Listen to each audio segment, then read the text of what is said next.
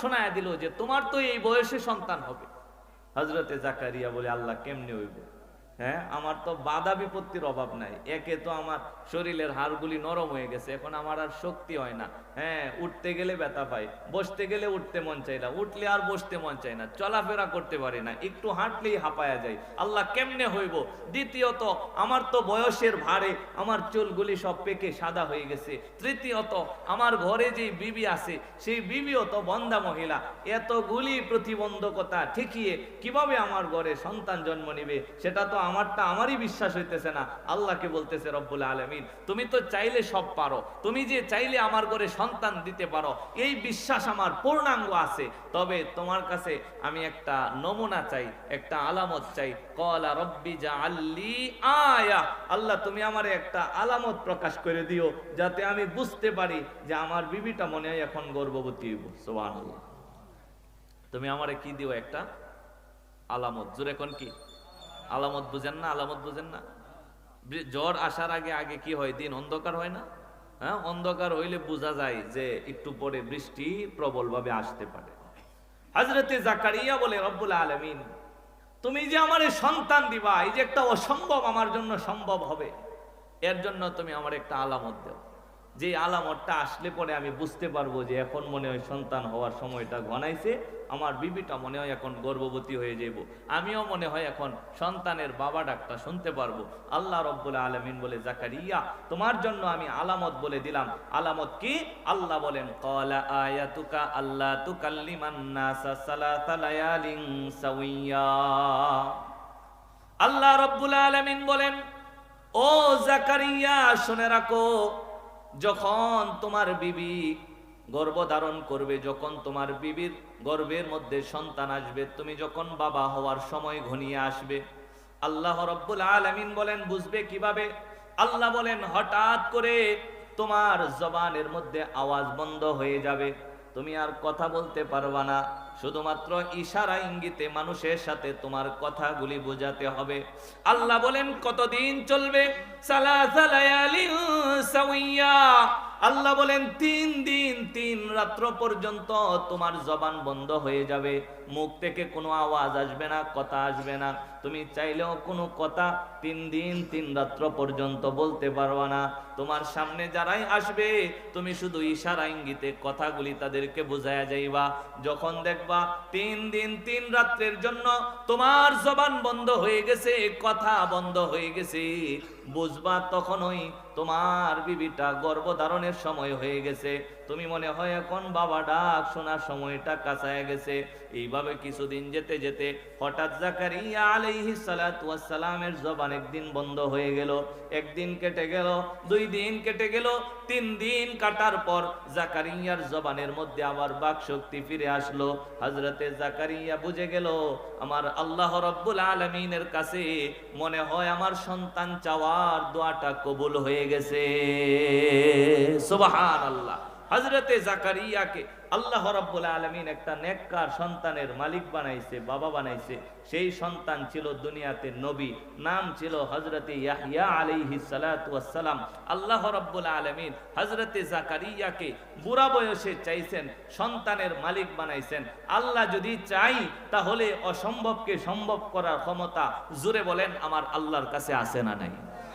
আমি কিন্তু আপনারা যে বাড়িতে নিয়ে যাবেন কাজটা, ওইটা দেওয়ার জন্য সামনের দিকে চলে আসছি। আমি বলতে চাইছিলাম হযরতে মারিয়ামকে মৌসুম চারা যে তরতাজা তাজা টকটকে ফলগুলি দিতেন, জোরে বলেন তো তিনি কে? আল্লাহ। আর হযরত জাকারিয়া আলাইহিস সালাতু ওয়াস সালামকে বুড়া বয়সে যিনি একজন নেককার ছেলের বাবা বানায়া দিবেন, বলেন তো তিনি কে? আল্লাহ। আল্লাহ যদি চাই তাহলে আল্লাহর কাছে কোনো কিছুই অসম্ভব বলে নাই। এই কথাটা পূর্ণাঙ্গভাবে বিশ্বাস করতে হবে। এটাই হলো একজন মুমিনের ঈমানের দাবি যে আমার আল্লাহ যা চান তাই করতে পারেন। আল্লাহ কিছু করার জন্য কারো কাছে মুখাপেক্ষী হতে পারে না। আমার আগে যে হুজুর বর্ণনা করতেছিলেন সূরা ইখলাস থেকে, সেখানে আল্লাহ দ্বিতীয় আয়াতের মধ্যেই আল্লাহর সেই ক্ষমতার কথা উচ্চারণ করেছেন। আল্লাহ বলেন আল্লাহুস সামাদ, আল্লাহ হলেন অমুখাপেক্ষী। আল্লাহ কিছু করতে গেলে কারো দ্বারস্থ হতে হয় না, আল্লাহর কোনো কিছু সম্পাদন করতে গেলে কারো মুখাপেক্ষী হতে হয় না। আল্লাহ একাই নিজের সমস্ত কিছু করতে পারেন। কথা বলুন ঠিক কিনা? আমি বুঝাইতে চাই, সবকিছু দেন কে? জুড়ে বলেন। হযরতে মারিয়ামকে মৌসুম চারা ফল খাওয়াইছেন কে? আল্লাহর আওয়াজ আর একটু জুড়ে বলেন, মৌসুম চারা ফল খাওয়াইছে কে? হযরতে জাকারিয়াকে বুড়া বয়সে ছেলের মালিক বানাইছে কে? আল্লাহ। এখন আমি আপনি যদি ওই আল্লাহর দিকে না দৌড়াইয়া অন্য কোনো দিকে দৌড়াতে যাই, যদি পাথরের কাছে যাই, যদি গাছের কাছে যাই, যদি মাছের কাছে যাই, যদি দরবারে যাই, যদি কবরের কাছে যাই, যদি মাজার আর বাজারের কাছে গিয়ে সন্তান কামনা করি, মুসিবত থেকে উদ্ধার হওয়ার জন্য কামনা করি, অসুস্থতা থেকে সুস্থতা পাওয়ার জন্য কামনা করি, আমার আল্লাহ পাক রব্বুল আলামিন অভিমান করে ফেলবেন। আর আল্লাহ যদি কারো উপর অভিমান করে ফেলে, তাহলে তার সমস্ত কিছু পাওয়ার দরজা বন্ধ হয়ে যায়। কথা বলুন ঠিক কিনা?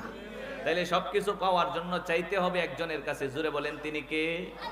আমি বলতে চাই, হযরতে জাকারিয়া আলাইহিস সালাতু ওয়াস সালাম বুড়া বয়সে চাইছেন, বলেন পাইছেন কি পাইছেন না? কেন? কারণ চাওয়াটা জায়গা মতো হয়েছে, চাওয়াটা জায়গা মতো হয়েছে, আল্লাহর কাছে চাইছে, আল্লাহ দিয়া দিছে। আমার বিষয় হলো, হযরতে জাকারিয়া বুড়া বয়সে আল্লাহর কাছে চাইলো, জাকারিয়ার ডাকে আল্লাহ সাড়া দিল। আপনারা জানবেন হযরত ইব্রাহিম খলিলুল্লাহ, ওনারও বুড়া বয়সে সন্তান হয়েছে, হযরত ইসমাইল আলাইহিস সালাতু ওয়াস সালাম। সাহাবায়ে কেরাম আল্লাহর কাছে চাইছে, চাওয়া মাত্রই আল্লাহ রাব্বুল আলামিন তাদেরকে দিয়া দিছে। বদরের ময়দানে সাহায্য চাইছে, আল্লাহ হাজার হাজার ফেরেশতা পাঠায়া শত্রুদের বিরুদ্ধে বিজয়ী বানাইছে। ওলিয়া উলিয়া কেরামগণ আল্লাহর কাছে চাইতেন, আল্লাহ রাব্বুল আলামিন চাওয়ার সঙ্গে সঙ্গে দেয়া দিতেন। কেন? আল্লাহ ওয়াদা করছে, নবী আপনি জানায়া দিন, উজিবু দাওয়াতাদ দাঈ ইযা দাআন। পৃথিবীর কোন বান্দা যখন আমার কাছে চাই, আমি আল্লাহ রাব্বুল আলামিন ওই বান্দার ওই চাহিদাকে পূরণ করে দেই। হাদিসে কুদসির মধ্যে আল্লাহ বলেন, ও নবী আপনি জানিয়ে দিন, আনা ইনদা যন্নি আবদি বি ওয়া আনা মাহু ইযা যাকারানি। বান্দা আমাকে যেমন ধারণা করে, আমি বান্দার সাথে ওই রকম ব্যবহার করি। জাকারিয়া ধারণা করেছিল, আমার আল্লাহ চাইলে বুড়া বয়সেও সন্তান দিতে পারে, আমি দিয়া দিলাম। মারিয়াম ধারণা করেছিল, আমার আল্লাহ চাইলে মৌসুম ছাড়াও রিজিক দিতে পারে, আমি আল্লাহ দিয়ে দিলাম। ইব্রাহিম ধারণা করেছিল, আমার আল্লাহ চাইলে আমারে বুড়া বয়সেও সন্তান দিতে পারে, আমি দিয়া দিলাম। সাহাবায়ে কেরাম ধারণা করেছিল, সংখ্যায় যদি ৩১৩ জন হয়, আল্লাহ রাব্বুল আলামিন যদি চাই তাহলে ১০০০-এর বিরুদ্ধেও বিজয়ী দিতে পারে, আমি দিয়া দিলাম। আল্লাহ রাব্বুল আলামিন বলেন, নবী আনা ইনদা যন্নি আবদি বি, বান্দা আমারে যেমন ধারণা করে আমি বান্দার সাথে ওই রকম আচরণ করি। ওয়া আনা মাহু ইযা যাকারানি, বান্দা যখন আমাকে স্মরণ করে আমি আল্লাহ বান্দার কাছাকাছি অবস্থান করি। আল্লাহ বলেন, ওয়া ইন যাকারানি আবদি ফি নাফসিহি, কোন বান্দা যদি তার দিলে দিলে আমি আল্লাহকে স্মরণ করে, আল্লাহ বলেন যাকারতুহু ফি নাফসি, আমি আল্লাহ আমার কুদরতি দিলে দিলে বান্দারে স্মরণ করি। আবার আল্লাহ বলেন, ওয়া ইন যাকারানি আবদি ফি মালাইন, আমার বান্দা যদি কোনো একটা বড় মজমা, কোনো একটা বড় মজলিসের মধ্যে বসে বসে আমার কথা স্মরণ করে, আল্লাহ বলেন যাকারতুহু ফি মালাইন খায়রিম মিনহুন, আমি আল্লাহ তার কথা একটা মজমার মধ্যে স্মরণ করি, যেই মজমাটা তার দুনিয়ার মজমার চাইতে লক্ষ কোটি গুণ বেশি দামি। সুবহানাল্লাহ। আল্লাহ বলেন, ওয়া ইন তাকাররাবা ইলাইয়া বিশিবরিন, কোন বান্দা যদি আমার রহমতের দরিয়ার কথা চিন্তা করে, আমি আল্লাহর কথা চিন্তা করে যদি আমি আল্লাহর রাস্তার দিকে ১ বিগত জায়গা আগায় আসে, আল্লাহ বলেন তাকাররাবতু ইলাইহি যিরাআন, আমি আল্লাহ সেই বান্দার দিকে ১ হাত জায়গা আগায়া যাই। আল্লাহ বলেন, ওয়া ইন তাকাররাবা ইলাইয়া যিরাআন, কোন বান্দা যদি আমার দিকে ১ হাত জায়গা আগায় আসে, আল্লাহ বলেন তাকাররাবতু ইলাইহি ইলাইহি বাআন, আমি আল্লাহ ওই বান্দার দিকে দুই হাত সামনে আগায়া যাই। সুবহানাল্লাহ। ও ভাই, তার মানে বোঝা যায় যে আল্লাহ মারইয়ামের দোয়া কবুল করছিল, যে আল্লাহ জাকারিয়ার দোয়া কবুল করেছিল, যে আল্লাহ হযরত ইব্রাহিমের কথা পূরণ করেছিল, যে আল্লাহ সাহাবায়ে কেরামের দোয়া করার সঙ্গে সঙ্গে কবুল করত, একটু আওয়াজ দিয়ে বলেন তো সেই আল্লাহ রাব্বুল আলামিন সেই ক্ষমতা নিয়া এখনো পর্যন্ত আল্লাহ আছেন না নাই? আরো জোরে বলেন আছে না নাই? আল্লাহ আছে। আমরা দোয়াও করি কিন্তু তাদের মতো লাগে না কেন? আমি কিন্তু আমার বিষয়ে আসছি। আল্লাহ আগের ক্ষমতা নিয়েই আছেন, দোয়াও আমরা করতেছি। জাকারিয়া সন্তান চাইছে, আমরা যাদের সন্তান নাই, সন্তান চাই না আল্লাহর কাছে? জোরে বলেন চাই না? চাই। তো জাকারিয়ারটা পূরণ হইলো, আমারটা হয় না, ঝামেলাটা কোন জায়গায়?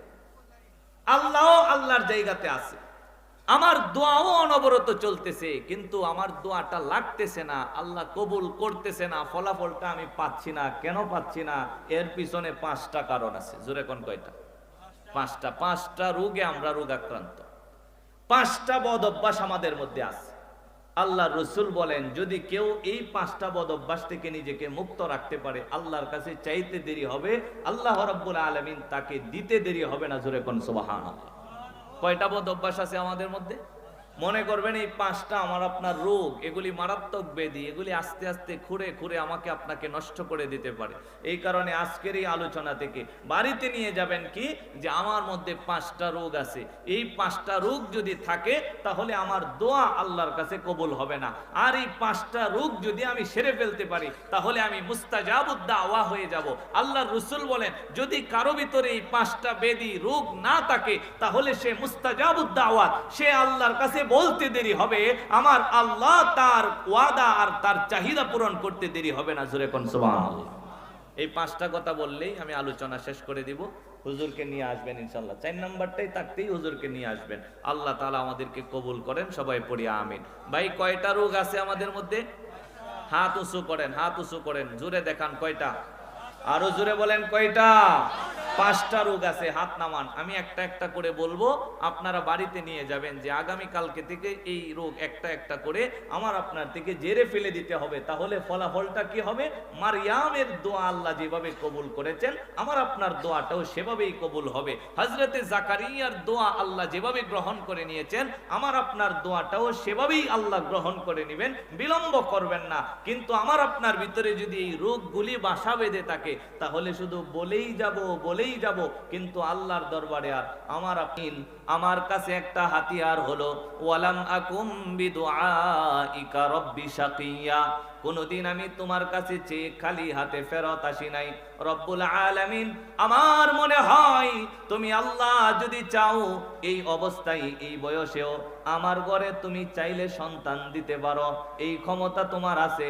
কারণ পৃথিবীর কেউ যেটা পারে না সেটাও আমার আল্লাহ পারে। কথা বলুন ঠিক কিনা?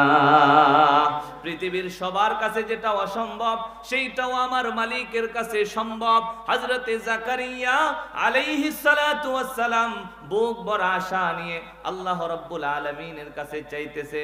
রব্বুল আলামিন, বুড়া হয়ে গেছি সেটা বড় বিষয় না, তুমি আল্লাহ যদি দাও বুড়া বয়সেও দিতে পারো, এই কারণে তোমার কাছে হাত বাড়াইলাম। ওগো রব্বুল আলামিন, আমাকে একটা নেককার সন্তানের বাবা তুমি বানায়া দাও, একটা নেককার সন্তান তুমি আমারে দান করো। মসজিদুল আকসার মধ্যে দরজা জানালা লাগায়া গভীর রজনীতে জাকারিয়া আল্লাহর কাছে চাই, রব্বুল আলামিন নেককার সন্তানের মালিক বানাও, নেককার সন্তানের মালিক বানাও। আল্লাহ রাব্বুল আলামিন বলেন, ও পৃথিবীবাসী শুনে রাখো, আমি আল্লাহ কিন্তু বান্দার খুব কাছাকাছি থাকি, আমি আল্লাহ কিন্তু বান্দার কথাগুলি শুনি, আমি আল্লাহ কিন্তু বান্দার চাহিদাগুলি পূরণ করে দেই। হযরতে জাকারিয়া যখন আমি আল্লাহর কাছে চুপি চুপি চাইতেছিল, আমি আল্লাহ রাব্বুল আলামিন জাকারিয়ার কথাগুলি শুনতেছিলাম।